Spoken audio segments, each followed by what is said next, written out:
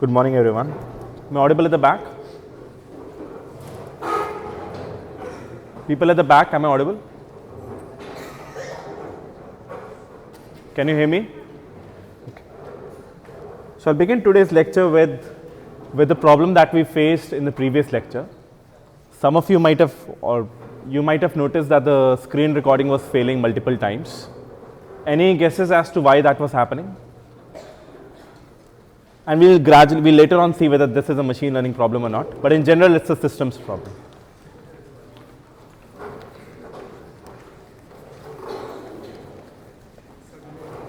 So the question I have for all of you is, does anyone have any guesses as to why the screen recording was failing multiple times in the previous lecture?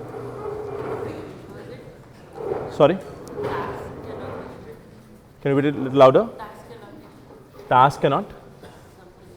Right, I mean that was the technical bug or the reason that you were seeing.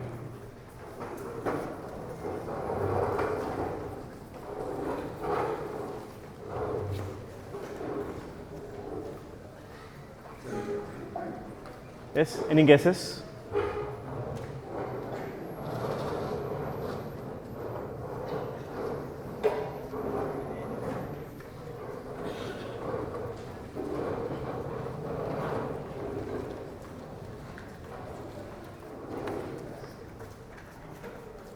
Did you folks also observe that the problem disappeared to some extent when I restarted the system? Okay, then what do you think the problem could be?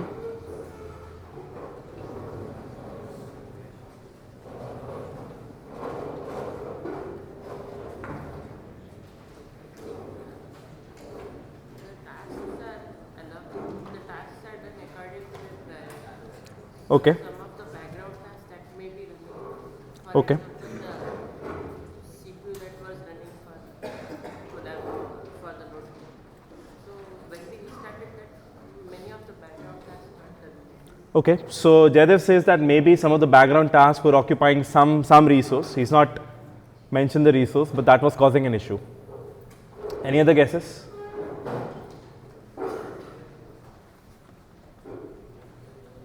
This question may be pertinent even from a placement perspective and in general from a puzzle perspective. Anyone else? Why do problems generally disappear when you restart your systems? Have you observed that? Okay, so I'll give you a hint. The storage on my device was almost full. This laptop has about 500 GB storage. That was almost full. How does this help you to solve this problem?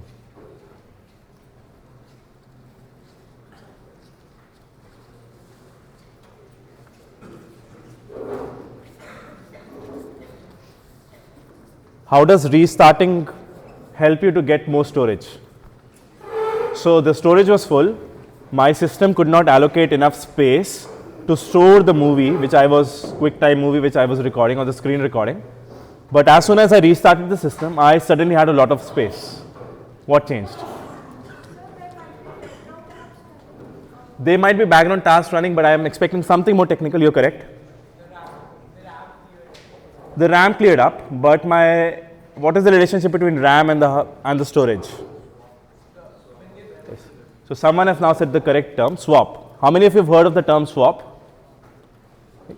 So those who study things like operating systems may know this in a lot of detail.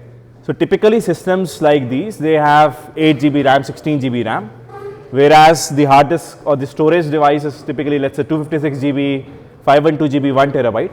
Sometimes when your task cannot be accommodated in the RAM, they're pushed on to the hard disk or the secondary storage. So in the earlier days, this used to be a very, very slow process because the disks were very slow.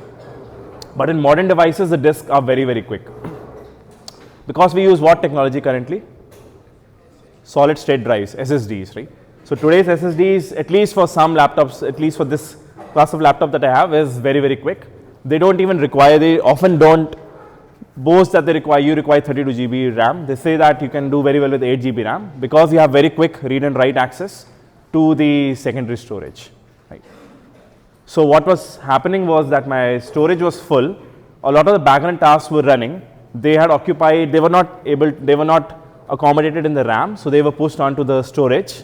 When I restarted the system, those background tasks didn't start, which meant that my storage little bit was still, my disk was still left empty, so that I can add some QuickTime recording. How is this pertinent to machine learning now? Apart from the fact that you lost a bit of recording, how is this relevant? Let's say you're Apple or Microsoft or Google. What is your objective? Apart from like you need to earn money, what is the objective when you're trying to create a machine or a laptop?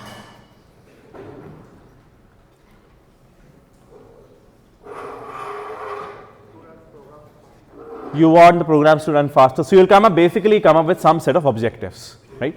You have certain workloads in mind. You want them to run as efficiently as possible. Efficiently now has a lot of contextual meaning. One, it could be low power usage. You want the battery to last long. You don't want the system to get heated. You want all of the tasks to be accommodated. You want the processor to be well utilized. So all of these are different objectives. What many of these systems require you to do is to optimize over these multiple objectives, right? So this is where also machine learning gets often used in something known as multi-objective optimization through something known as Bayesian optimization. So you might have heard of this thing as experimental design and other things, where you have a lot of tuning knobs, right? You can tune some of the knobs like, so let's say if you have to optimize the performance of a laptop, what could be some knobs you can control for? The amount of cache you can keep, the amount of storage you can keep, the type of storage technology that you can use. Can you use DDR3, DDR4? Can you use the kind of screen that you can use, the kind of refresh rate that you can use? All of these are tuning knobs over which you can optimize. And one of the other objective is also the cost, right? So how do you find out a good balance of these things which maximizes certain objective? Machine learning also gets used here. So this particular kind of thing is known as where you're using machine learning for system design. Can you use machine learning to decide how to put different circuits, how to combine different circuits? This part is known as machine learning for systems. Whereas on the opposite end, you also have something known as systems for ML. Right?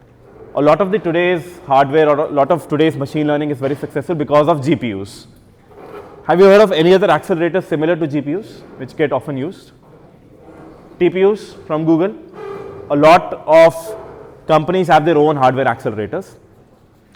So there's this whole branch, machine learning for systems. We use machine learning to create better systems, better computer architectures. The other side of it is you create better computer architectures for ML related tasks. A lot of this research also goes on in our campus in various labs. For example, can you have some amount of compute in the memory systems? So on. So those of you who have worked with certain faculty who worked in computer architecture may relate to what I'm saying. Any questions from the previous lecture? Okay. We now go on to today's lecture, which is the first machine algorithm that we'll study.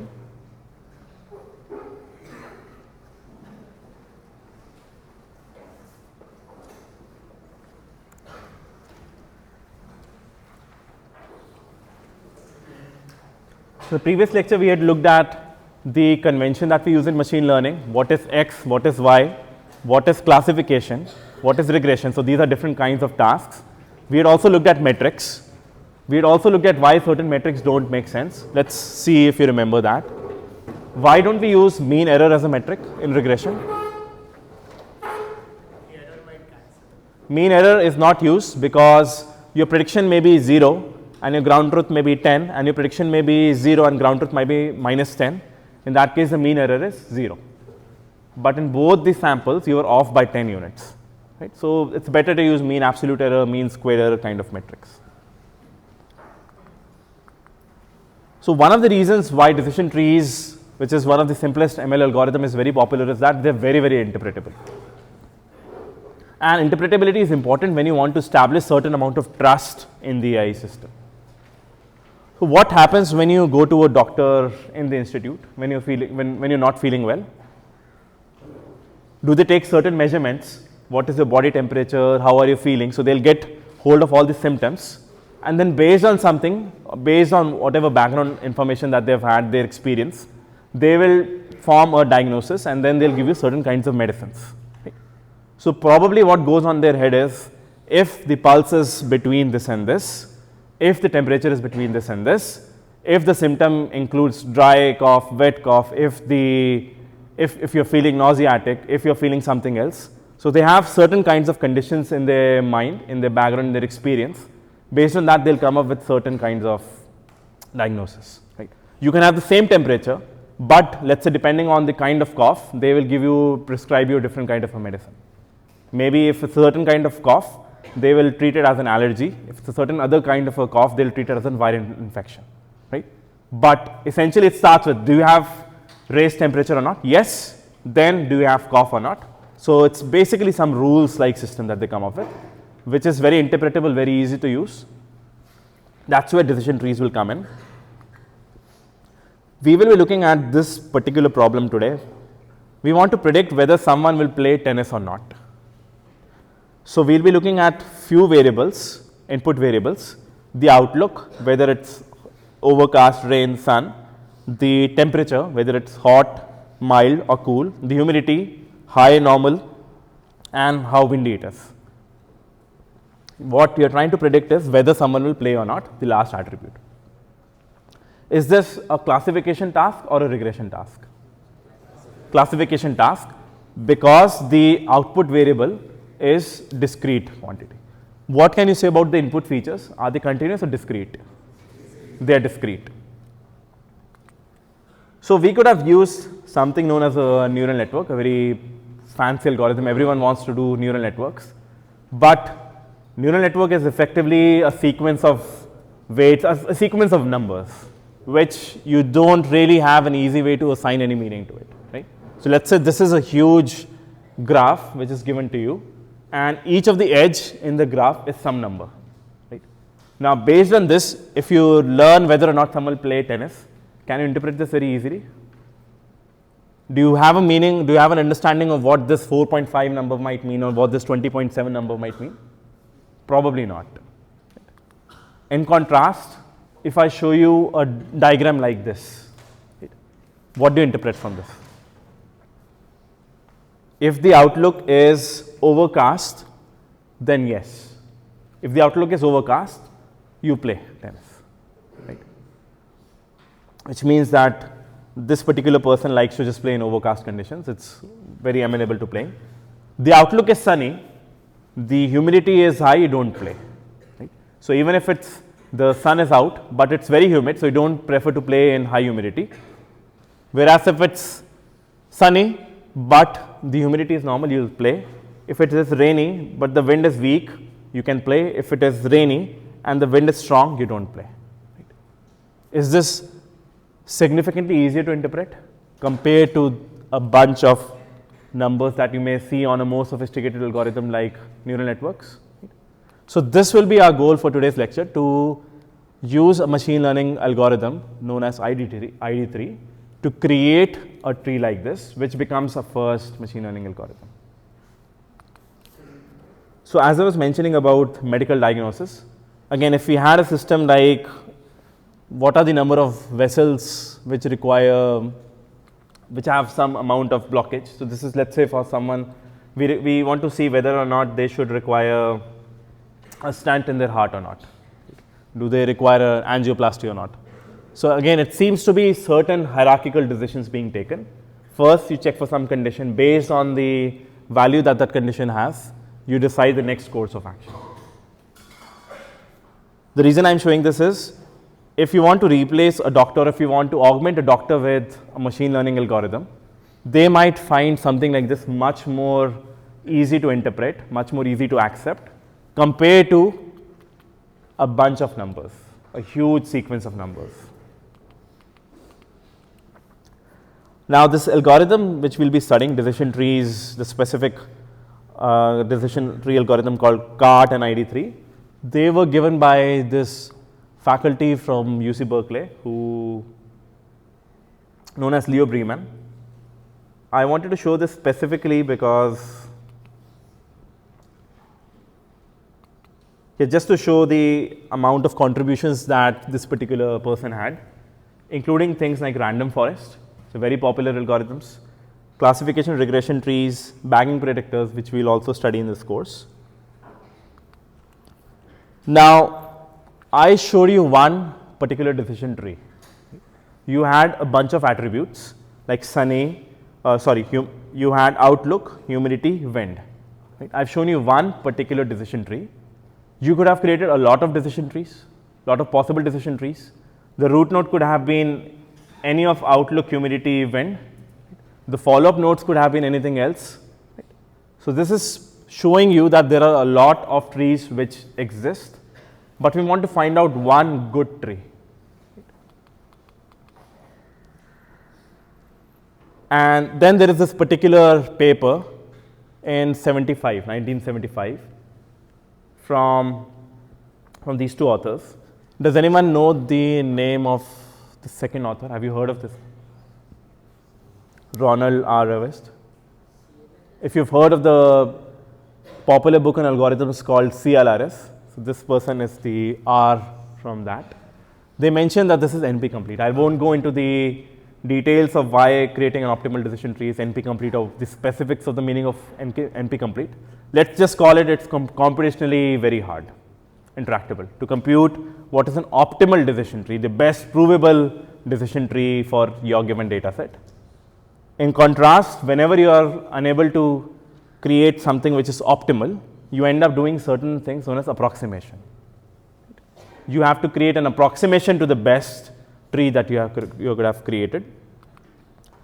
That's where we will use a particular class of algorithms called greedy algorithms. To understand greedy algorithms, let's look at this figure. Let's say you are in this yellow car. Your objective is to just reach your destination as fast as possible. Now you see that all these green cars ahead of you are moving at a good speed, but you also see that there is a lot of vacant space to your left. If you're a driver in India, what will you do? You will want to swerve left in the hope that you swerve left and then you somehow join here. Right?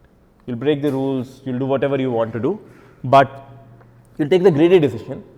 The greedy decision is to move to the next point to see the empty space where you can optimize. So if these cars are going at 80 kph, you probably think that if you take a left, you may be able to go up to 100 kph. Right? But what kind of a decision is that? It's a greedy decision. In the short term, it seems to be a very good decision.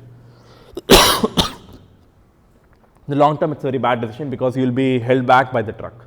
Right? This is the kind of algorithm which we will use for our decision trees. We can clearly see that greedy is not equal to optimal, it's an approximation. But for decision trees, it turns out to be a very good, reasonably good algorithm to create, where at each time we will choose based on our local knowledge, our greedy decisions. Let's look at the diagram again, the data set again. So we understand that the problem is to create a tree like this. If we have to create a tree, you have to create the root node. The root node means the top level node, the top level decision you need to take. Right? Now, the question that I am going to pose to you is, how do you decide what the root node should be? Right? Let's go and look at the data set again. So in the final diagram that I showed you, the most important, the feature at the root node turned out to be outlook.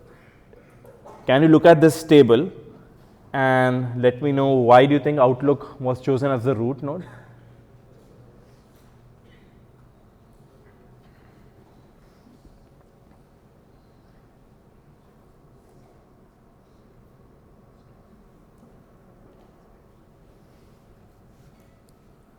Yeah, It was like the broadest decision to make, like the first thing to see.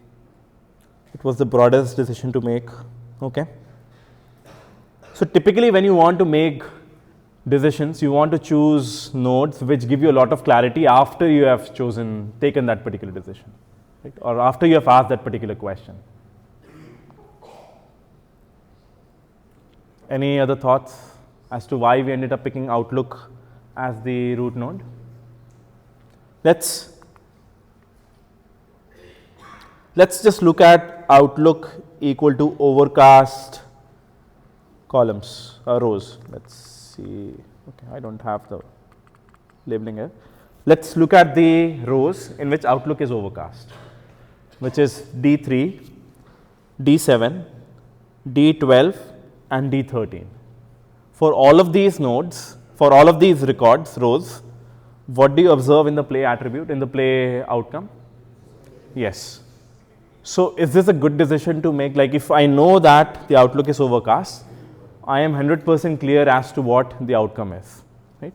So typically you want to choose attributes which help you gain a lot of clarity about the classification problem, right? Here choosing Outlook gives you a lot of clarity, because as soon as I know Outlook is overcast, I am 100% sure of what the outcome is. So therefore this is our goal. We want to use attributes which give us a lot of performance gain. To understand what is performance gain, let's look at what we may use to first characterize confusion in the data. Initially we had in the 14 examples 9 yeses, 5 nos. If in our data set we had 14 yeses, 0 nos, or 14 nos and 0 yeses, is that a very trivial problem to solve? What would your decision be then? Irrespective of the input, either a yes or a no.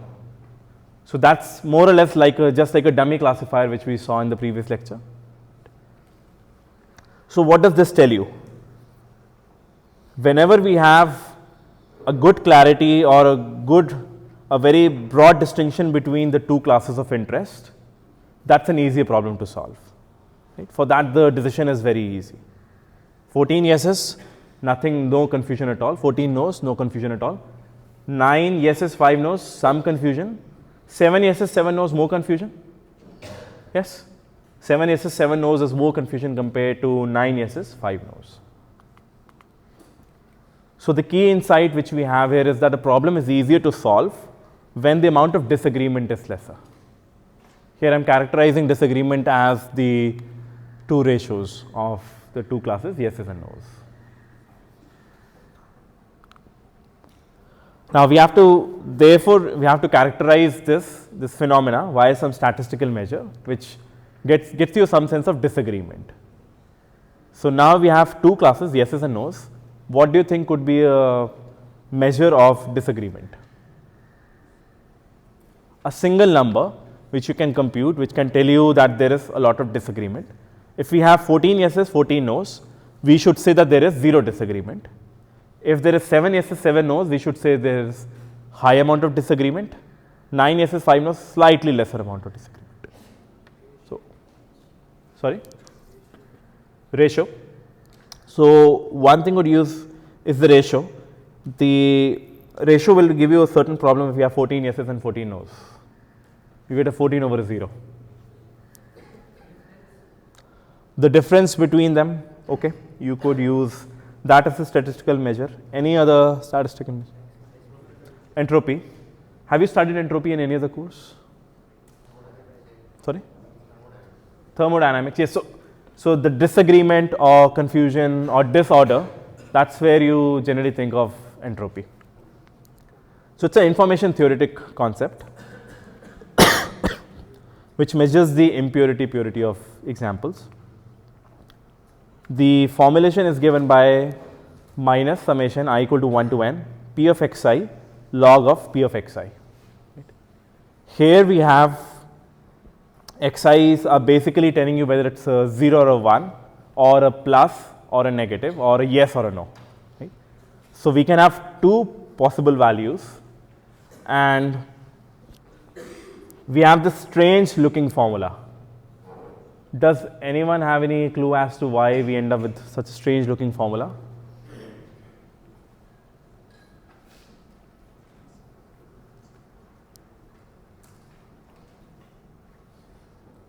Okay, let's come back to that question later. So I've plotted P of plus on the x-axis. Think of this as probability of yes. So probability of yes is the number of yes divided by number of yes plus number of no's. If we have the probability of plus being 0, this corresponds to 0 yeses, 14 no's. There should be no confusion. Therefore, the entropy is 0, which matches our intuition.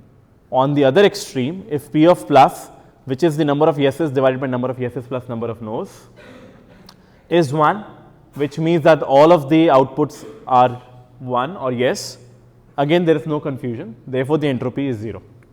There is no disorder. The maximum disorder, maximum entropy, the maximum confusion occurs when probability of plus equal to probability of minus. So, in our data set it would be 7 yeses, 7 no's. Therefore, probability of plus is 0.5. If you plug 0.5 in this formula, minus I equal to 1 to n p of xi log of p of xi, this will then evaluate to minus half log half minus half into log half, right. And this is log is generally used in base 2. So, then you will get the entropy to be 1. Right. So, for a 2 class problem, the maximum entropy will turn out to be 1 when we are using base 2. So, what that is telling us that we are the most uncertain or we are the most confused when both the classes have equal number of samples. Right. Now, let us come back to the formula. Minus I equal to 1 to n p of something into log of something. Does this formula remind you of any other quantity you have seen earlier? Let us say log of p of xi is some f of xi. I think someone said the answer. Expectation. So, do you folks remember what the expectation is? You can brush this up. You are trying to find out the expected value of minus log p of xi, right? And I am not going to go into details, but minus log of p of xi is known as self information, and you are finding out the expected value of self information. But you should still note it down. I think such questions can be good questions for your quizzes. I typically give some quizzes hints in the class itself.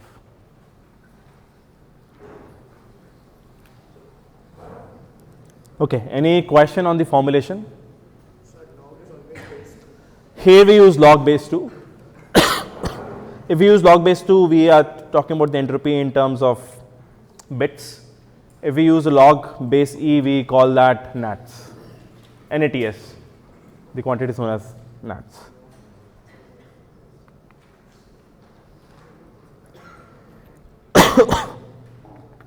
Okay, now let us come back and look at the data set again. I asked this question earlier also. Can we use Outlook as the root node? And we said that it might make sense because when Outlook is overcast, we see that we always play. There is no disagreement. Right? So, we come up with this formula for information gain. You want to look at the reduction in entropy by partitioning a set of examples on an attribute A.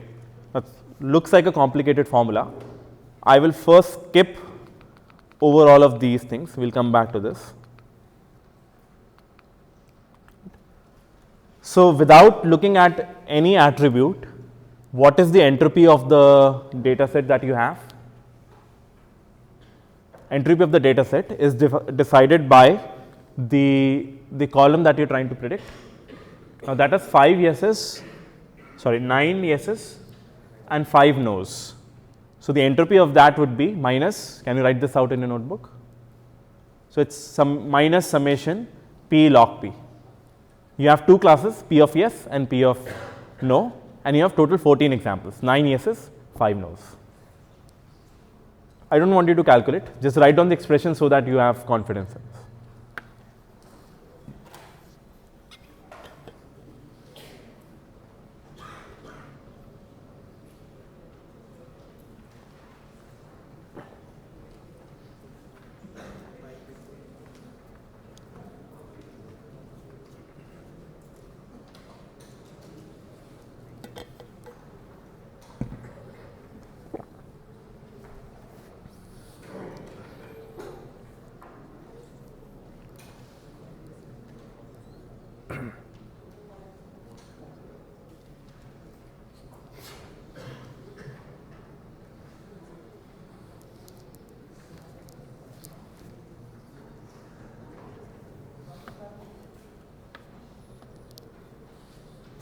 Okay, does everyone have the answer? Do you get something like this? You have two classes, yeses and nos.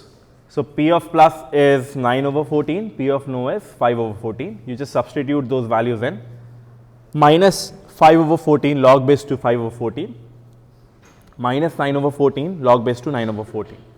Right? Which is just an enumeration of the minus probability of no log base to probability of no, minus probability of yes log base to probability of yes. This quantity turns out to be 0.94. We just discussed a few minutes back, for a 2-class problem, the maximum entropy that you can have is 1. This is pretty close to that. Right? So it means that the system has a lot of confusion at this point of time. Good. So we have looked at the entropy for all the examples.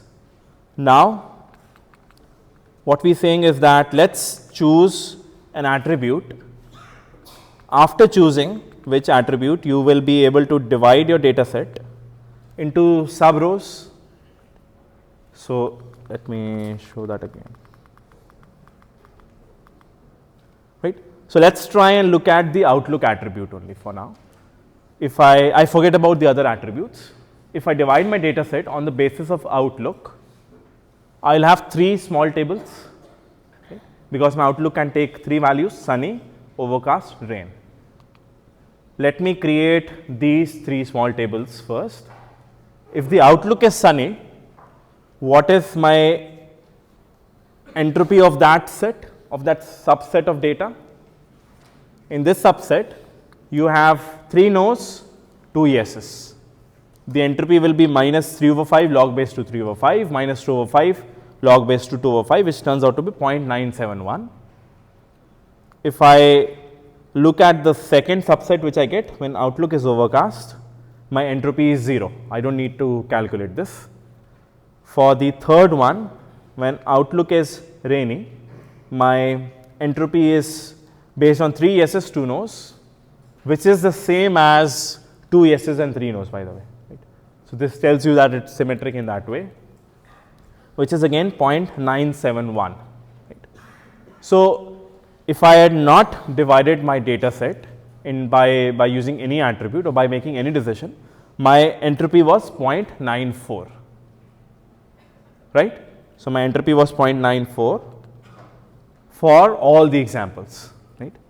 Now I have to choose an attribute, and I want to see if I had chosen that attribute to be outlook, then the relative entropies that I get in the different subsets are 0.97, 0 and 0.97. Now can I sum up these individual entropies and see how much difference it is compared to the overall entropy that I had, 0.94? Can I do that? If I sum up these entropies, what do I get? 0.97 plus 0, 0.97, which is a big number, which is bigger than, so it's 1.9 something, right?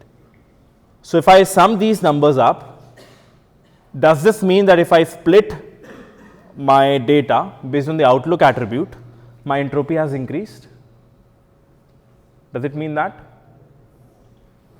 Or am I missing a trick? We should be taking the weighted sum, not the direct sum. So this entropy of 0.971 is coming from how many examples? 5 examples. This entropy of 0 is coming from 4 examples. This entropy of 0.971 corresponds to 5 examples. Therefore, the weighted entropy of this set is 4 over 14 into entropy of overcast subset, 5 over 14 into entropy of the sunny subset, and 5 over 14 into entropy of the rain subset. Right? If I add these up, I get the number 0.347 and 0.347. This becomes my entropy if I had divided my data on the on the outlook attribute. Right? After dividing my data on the outlook attribute, my entropy becomes 0.347 plus 0.347. Right? And this is where I had this complicated looking formula which I showed you a few minutes back. I am trying to see that what is the amount of information that I can gain on a set of examples S. Here this set of examples S is the 14 examples. If I had chosen to divide them based on an attribute like outlook. So firstly, I need to look at how much entropy my set of S examples had before I had done any division, which I had already shown the calculation was 0.94, which was minus 5 over 14 log base to 5 14 minus 9 over 14 log base to 9 over 14. That number was 0.94 minus the weighted entropy once I have divided my set of examples based on how the attribute has examples, has subdivision, subsets. So, entropy of S minus the subset, the ratio of the number of samples in that subset where S is, where the attribute takes the value sunny. So, examples where S is sunny, that is 5 examples, and the entropy of those 5 examples was minus 0.971. Right. So, 0.94 was the overall entropy. You subtract 5 over 14, 0.971, subtract 4 over 14 into 0, subtract 5 over 14 into 0.971. Once you do that, you get this quantity information gain.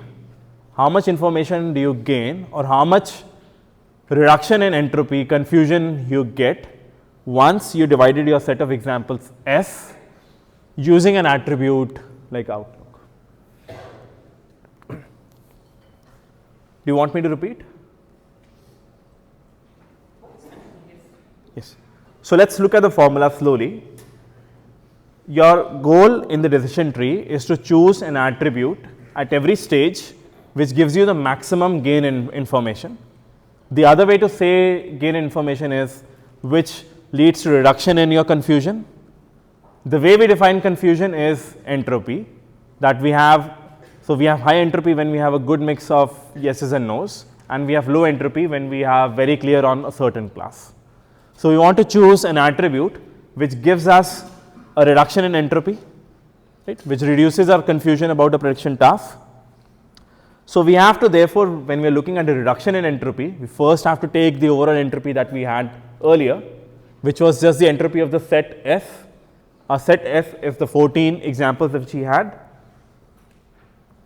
This is a set S containing the play column, 14 examples. The entropy of this set was 0.94. Now, if we divide our set S based on the values which outlook can take, we get 3 subsets. We can calculate the entropy of each of the subset. We get 0.971, 0 and 0.971, but then we need to weigh them by the fraction of points that they have. So, which is 5 over 14, 4 over 14 and 5 over 14, and then you add this to get the entropy once we have divided,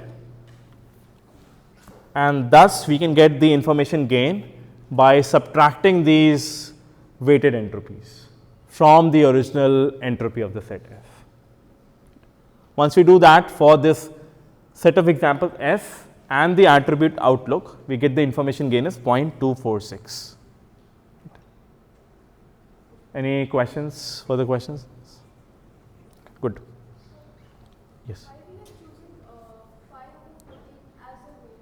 We have chosen 5 over 14 as the weight because we have 5 examples. So, previously the entropy that you had 0.94, that was coming in from the 14 examples that you had. Right?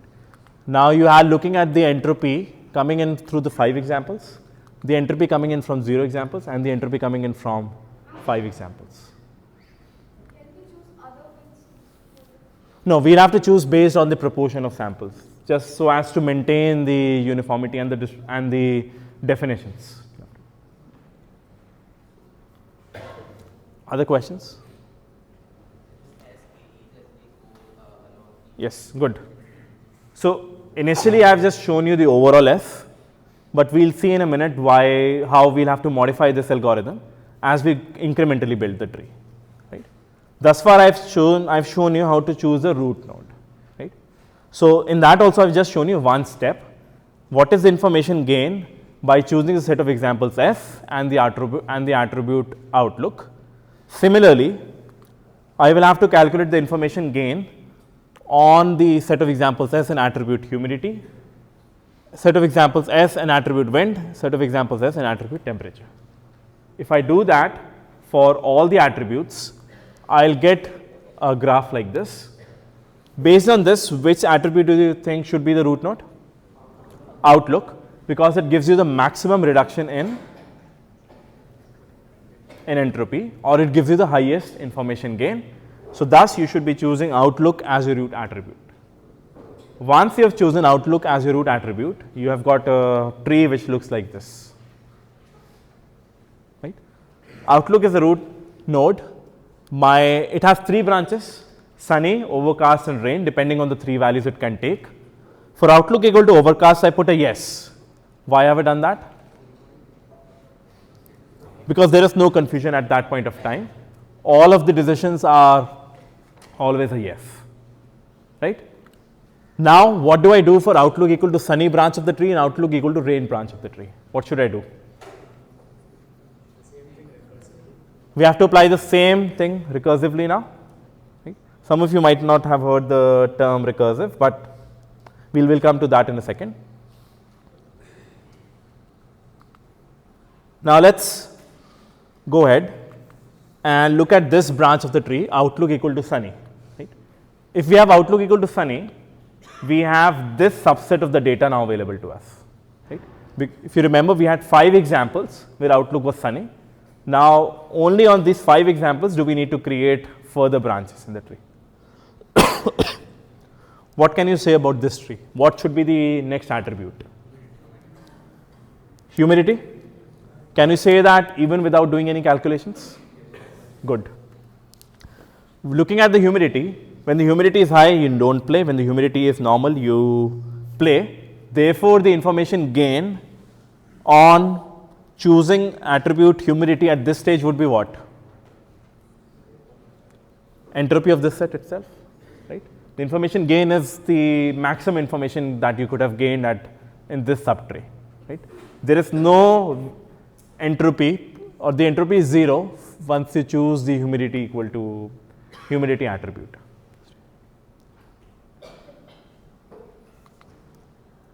Or if you want to do it more slowly, you can also just expand all the formulas and you can do the calculations. The information gain on the subset of examples, so you should see this carefully. Initially, the set of examples which I was using was S. Now, for this part of the tree, the subset of examples I am using, I am calling them S subscript outlook equal to sunny. Right? I have indexed my data with outlook equal to sunny, and I am choosing to see what is the gain if I use temperature as the attribute. I will get some answers, and for outlook equal to humidity, outlook equal to sunny and humidity attribute, I will get the maximum possible information gain, and I will choose that. So then my tree would look like this: outlook equal to sunny and humidity equal to high, I don't play. Outlook equal to sunny, humidity equal to normal, I play. Outlook equal to overcast, I play. Right. What do I do with outlook equal to sunny? The same procedure I apply. Okay, which attribute should you be choosing on outlook equal to rain? Rainy. Windy. If the wind is weak, I play. If the wind is strong, I don't play. Therefore, the information gain would be the highest for windy attribute as compared to humidity or temperature. So once I've done this, my tree looks like this, which is the complete tree which I wanted to create. Let's go back and look at another detail. So in this subset, when I'm looking at outlook equal to rain, why am I not considering the outlook attribute again? I am only considering temperature, humidity and windy. Why not the outlook attribute again? Because we have already filtered based on that specific branch of outlook attribute. There is nothing else we can gain from using the outlook attribute. Right? So therefore, do you see that once you have chosen an attribute in this particular variation of the tree, there will be further variations of decision trees where you can repeat an attribute. But here, once you have chosen an attribute in a tree, there is no point repeating that further in the tree, right? Because you've already splitted the data as per that attribute. So therefore, whenever you have to go down one level in the tree, do you see that one you have to pass a subset of the examples? I am passing the examples where outlook was rain, right? I am not passing the full examples, I am passing a subset of the examples. Second, my possible list of attributes is also a subset of the attributes, which is effectively the attribute removed, one attribute removed from the top, right? So therefore, I remove the outlook attribute from this data set and then I pass it to the same algorithm. Right? So this is the entire algorithm. I'll come down, I'll now show the entire algorithm.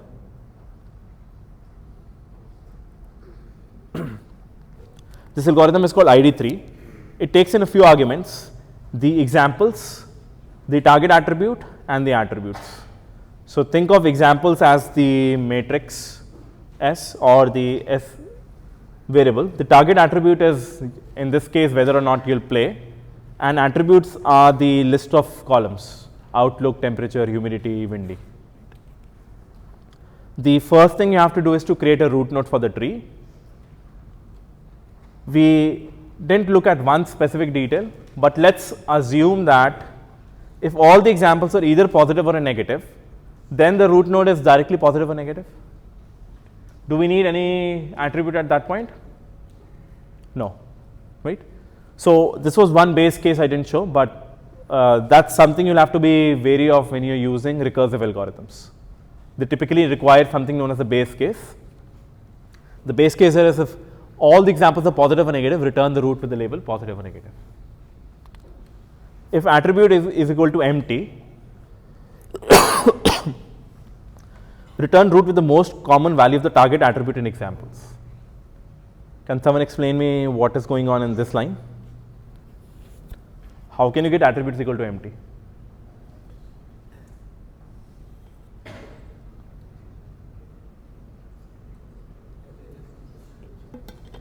All the attributes are exhaustive.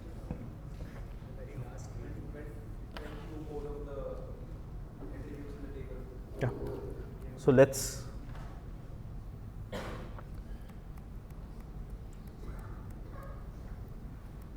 at this stage we were able to completely classify all the examples, right? Let's imagine that we were not able to completely classify even after this level, outlook, wind, and then perhaps we looked at humidity and then we looked at temperature, but even then we did not ever get full clarity or all yeses or all no's. We never got that, right? In that case, you will end up picking the majority.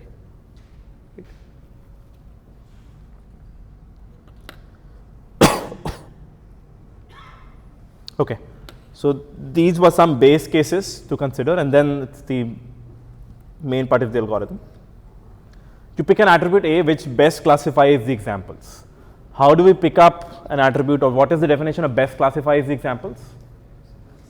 Maximum information gain, right? You have to consider all the attributes. So in a programming world, you think of this as you put a for loop over attribute A in list of attributes. Find information gain over set of examples S, comma attribute A. So once you find out the attribute A, which gives you the argmax over the information gains, then you put that as the root attribute, as the root node, and for each value of A, you create branches in the tree, right? Previously we did this, and for each, so our root attribute is outlook. For each value which the root attribute takes, outlook equal to sunny, overcast and rain, we create 3 branches. In each of the branch, we give the subset of examples where the outlook takes that value, right? So this is what we did. Once we have split on outlook, when outlook equal to sunny, we look at these examples where outlook was sunny, only those 5 examples. When outlook equal to rain, we look at only those 5 examples where outlook was rain.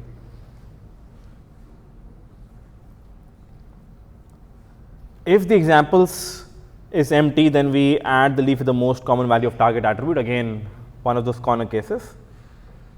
Else, this is where you recursively call you. So this entire procedure was called ID3 examples target attributes attribute. That's how you call this routine. But then you'll again call this ID3 the same routine on the examples, which is a subset of examples V, target attribute and attributes minus A. Why are we doing attributes minus A? There is no point of adding that same attribute again in the function call. Anyone here who's not looked at recursive algorithms earlier? Okay, good. Else you can very quickly just look on Wikipedia. Like for those of you who might have seen, all of you might know what Fibonacci sequences is. So I was just wanting to show that you typically specify the base cases and then you specify the recursive call. Right? So base cases and then what is the recurrent relationship or what is the function in terms of the function call itself. This is Fibonacci. Similarly for us, some of these contribute the base cases and this constitutes the recursive call that we have. ID3 itself calls ID3. Now you could also write this in an iterative fashion, but this is one simple view of understanding the ID3 algorithm to create decision trees. Thus far we have looked at one specific kind of decision tree where the inputs were discrete, the output was also discrete.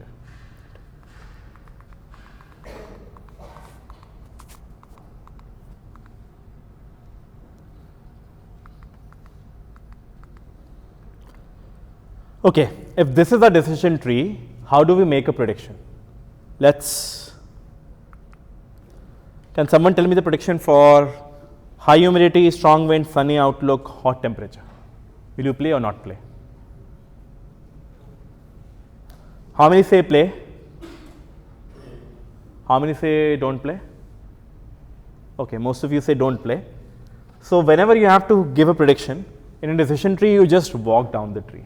Walking down the tree is you look at the root node outlook. Right? You look at the outlook present in your example. The outlook is sunny. So then you look at outlook equal to sunny. We don't have an answer immediately. We next need to look at the humidity. The humidity in our data set is high. So we look at outlook equal to sunny, humidity equal to high, and the prediction is no. Interestingly, you didn't really need to look at the temperature or the wind in this example. You just decided based on outlook and humidity. Right? That's how you make a prediction. Can you also see that in a programming language, you might, once you've learned the tree, you can just simply write this as a bunch of nested if-elses. If this and this, then else this and this. That's why decision trees are very trivial.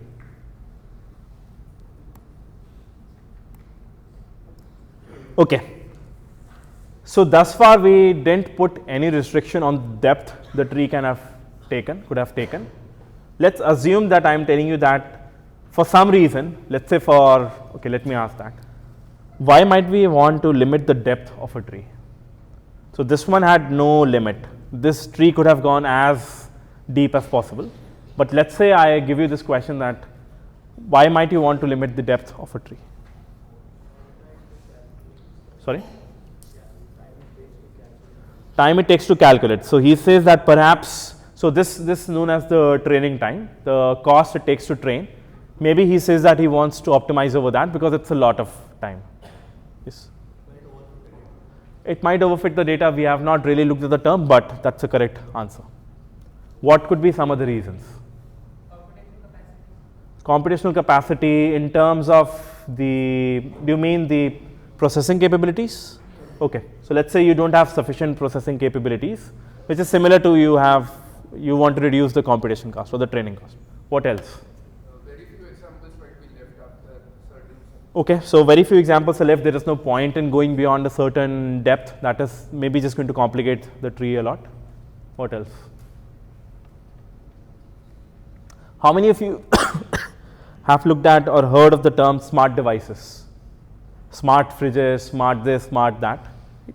They are typically not having a lot of computation power as well as memory. For such devices, you require very simple models. One class of simple models is decision trees, but even in decision trees, maybe you want to make it very simple. So therefore, for let's say edge devices, these are also sometimes known as edge devices, you want to perhaps make the model very simple. And in such devices, typically you don't also have enough storage capabilities. So you can't really store the entire tree. So let's say that for some reason, I tell you that you're only allowed depth 1 tree.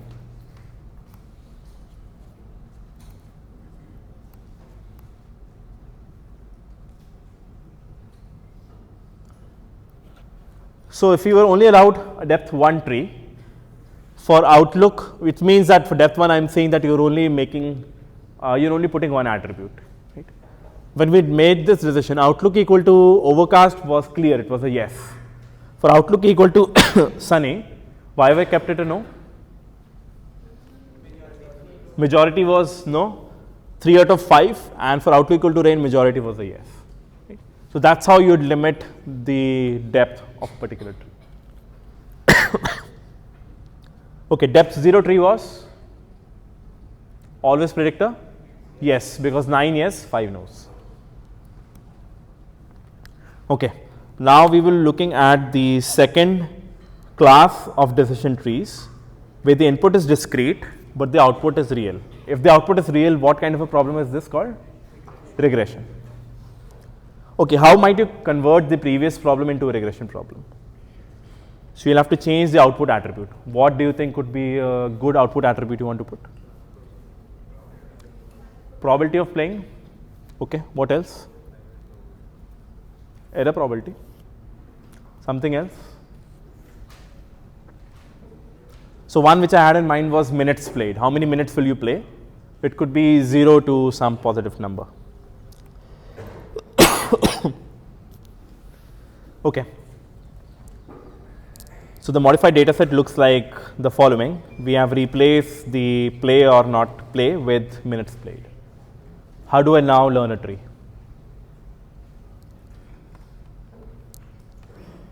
Can I calculate the entropy of this set? And there are ways to understand the entropy of continuous variables also, but we don't want to get into that. We want to choose something simpler. We still want to get a sense of what is the impurity, measure of impurity for regression. The measure of impurity for classification was entropy. The measure of impurity for regression, what might you be able to think? Variance in a set. Right? If all of the values were 5 or 10, is it a trivial problem to solve? Right? Just predict 5 each time. If one of the values is 5, 10, 15, one is 500, one is 200, it's a very hard problem. Right? So therefore, more the spread in the data, the harder the problem is. So therefore, we'll use something known as the mean squared error, similar to variance, similar to other terms, but mean squared error gets used a lot in practical implementations. We looked at the definition of mean squared error in the previous lecture. So if we look at the mean squared error for the set of examples F, that turns out to be the number 311.34. What might be the information gain analog for this setting? Previously we had the reduction in entropy. Now we'll have the reduction in mean squared errors. Again, we'll have to look at the weighted sums when we do it across the different branches. The mean squared error over the set of examples S. So first you will find out the mean, then you look at the square errors, and then you will calculate this. And if we look at the weighted MSE for the wind equal to weak and wind equal to strong subset of examples. So for these set of numbers, the mean squared error is 277. You weigh that by 8 over 14 examples. And for this subset, it's 218. You weigh that with 6 over 14, get the number 93. You add these two numbers, 93 and 159, and that gives you the mean squared error of this after this division. Before the division, the mean squared error was 311. So therefore, the equivalent of information gain of the reduction in mean squared error that you get is about 60 for the wind attribute. And for humidity, temperature, outlook, they are fairly low, right? So therefore, we'll end up picking wind as the attribute. Any questions on this? I'll also show a notebook for this.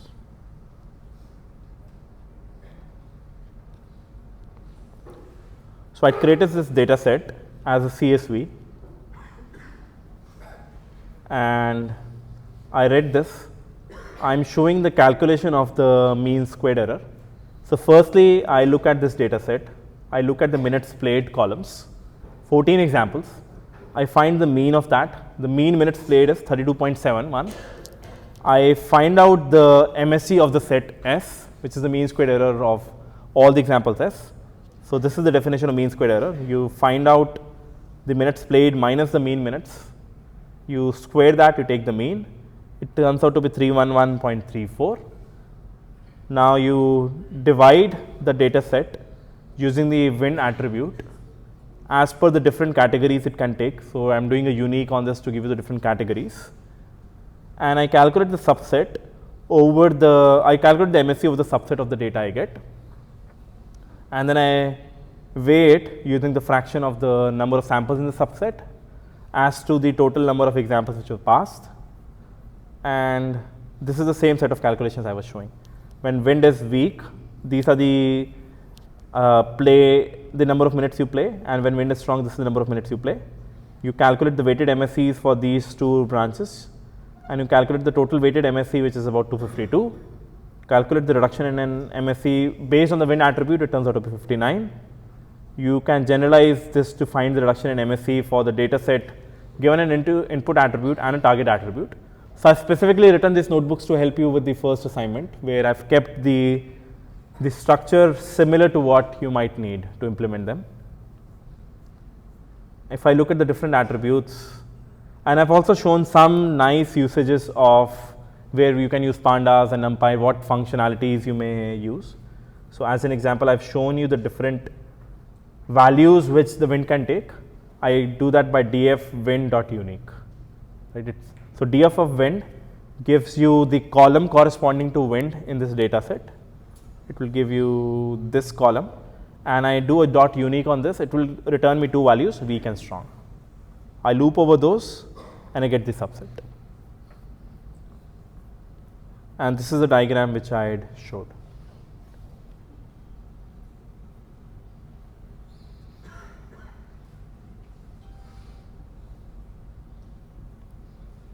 Any questions on this algorithm? This was discrete input, real output. Okay. So I forgot to show you the notebook on entropy. Let me show that also once.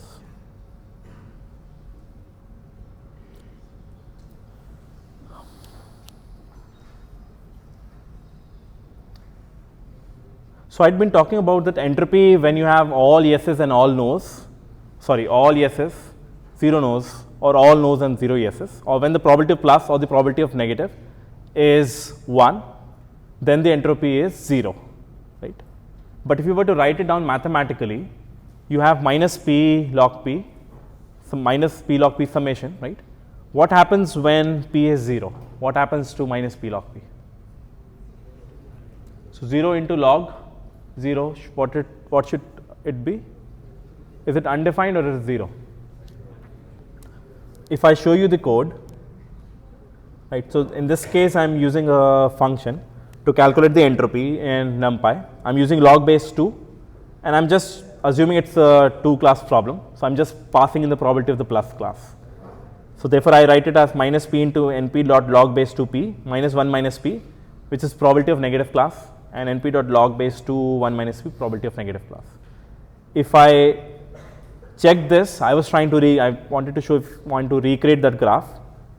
What happens if you give it the value between 0 and 1, and exactly 0 and 1, and what you might get.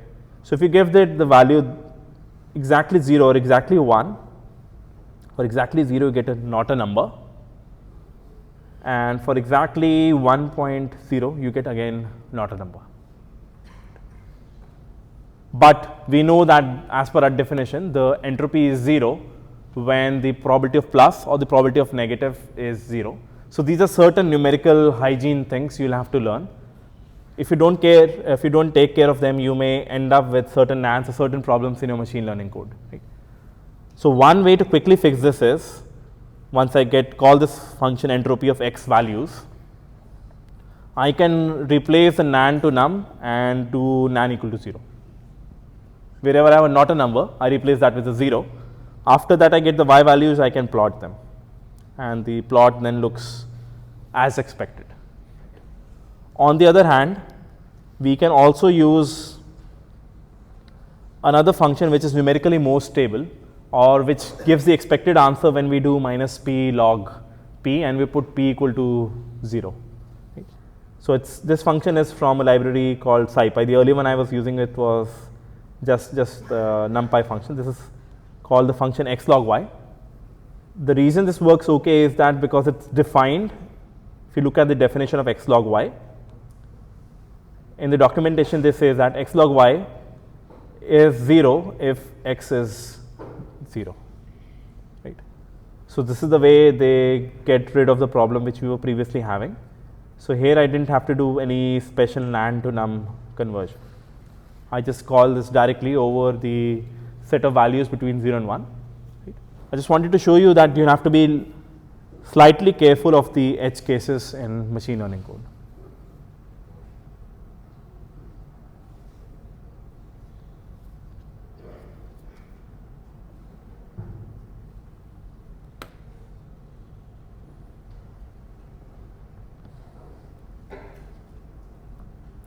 Okay. So at this point, let's say when we're talking about the problem for discrete input, real output, let's say that we have perhaps exhausted all the attributes and we have this subset left eventually. When wind is weak, the outlook is overcast, you have two examples. So you don't want to further split down the tree. What is the value which you will predict in this leaf node? The average of the minutes played or the median or some statistical aggregation. So maybe it's just you put 37.5 or you put some similar number. Any questions in this? Okay, now we go on to the third variant, which is real input, discrete output. The data set might now look something like this. The play tennis attribute is now, it's a classification problem, so it's either a yes or a no, but one of the input attributes, one or more of the input attributes is now a real value, it's a continuous attribute. How would you now find some splits? Previously, we were using discrete quantities and the splits were quite obvious. Wind is strong or wind is weak, or outlook is sunny, overcast or rain. So there the splits or the sub branches that you were creating were quite simple, right? Because they were directly present in the data because it's a discrete quantity of interest. What can you do here when you have real input? You have to create subsets based on what? Based on? Yeah. So you have to given a continuous range, you want to discretize it. Right? That's the simple way to think about this. One typically used way is you sort on that attribute. Right? You sort on that attribute. So in this case, I've just written down D1 through D6, but maybe you have to sort it out. Sort out these values, and maybe you'll get D6 first and D2 second, and so on. And once you've sorted out by them, then you look at all of the adjacent values, all the pairwise values. Let's say you have 40, you have certain splits on 48 plus 60 divided by 2, 80 plus 90 divided by 2. So you find out these splits in between all of these values which are in the sorted order. Right? So therefore, you can have now multiple such splits which are possible. Which split will you choose? You could have split this on, let's say one of the split you could have done this was temperature less than 44 and temperature greater than 44. For temperature less than 44, what is the entropy? 0. Temperature less than 44 is just one example. Temperature greater than 44, what is the entropy? We'll just say the ratios 3:2, right? Another split you could have done was between 48 and 60, right? So temperature less than what would be 54, right? Temperature less than 54, what is the entropy? 0. Temperature greater than 54, what is the entropy? The ratio is 3:1, quite a low number. So probably that will turn out to be the attribute that you split on. Attribute and the pair of values that you split on. Similarly, you could keep doing this recursively. So if we see an example of this, I am showing you a decision tree being made where you have two input attributes x1 and x2, and you have 4 classes present in the data set, right? So real input, discrete output. You are trying to create diagrams, decision boundaries, which importantly, if you have now noticed, we do a subspace division. So we start off with a big space, we keep making certain rectangular like linear like line like boundaries in this data set. So firstly, perhaps the decision boundary which was chosen was x2 greater than 6 and x2 less than 6, right? That gives you the least entropy or maximum information gain once you have done that split. This is depth 1, but if you had to go to depth 2, maybe the tree will now look like this, right? So you already had made one split in the data. Now you can call the same algorithm, ID3 algorithm, in the upper subspace and in the bottom subspace. So maybe after doing this, the next time the maximum information you get is by splitting on the x1 attribute, and then you have split it into this subspace. You can now do depth 3, which has now given you even more prettier boundaries. It's able to now nicely classify the different colors, if you notice. Depth 4, so see the difference between depth 3 and depth 4. Depth 3 tree was getting these red points also predicted to be the purple class, which was wrong. It was predicting this purple point wrongly as this bluish class, but for depth 4, it seems to have improved its estimate slightly. You go to depth 5, now it's really going very sophisticated paths. It's keeping on dividing the input subspace into smaller and smaller regions. And now, if you notice, for this very small, this probably an outlier like point, which is out of the scope of the purple points, it has created a small division. The small split it has created in the subspace.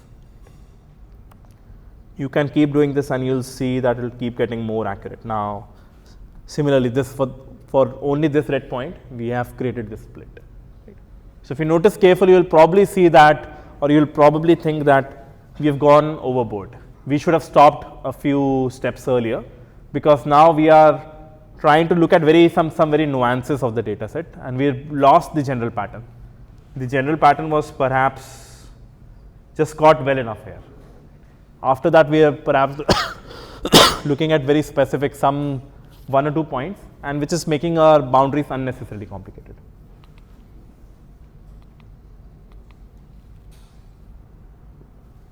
Okay, so this was the last thing I wanted to show for today. In the next class, we will look at the 4th case. What all cases have we looked thus far for decision trees? Can someone remind? First one was discrete input, discrete output. Second one was discrete input, real output, then real input, discrete output, and then finally in the next class we'll see real input, real output. Towards the end of the second class, we'll also understand some of the common terms which you might hear a lot: bias, variance. When do you call a model to be overfitted, underfitted? And another small thing, many of you have, I'm thankful many of you have submitted the prerequisite test. If there's still someone who wants to submit who has some challenges, please let me know, I'll be happy to help.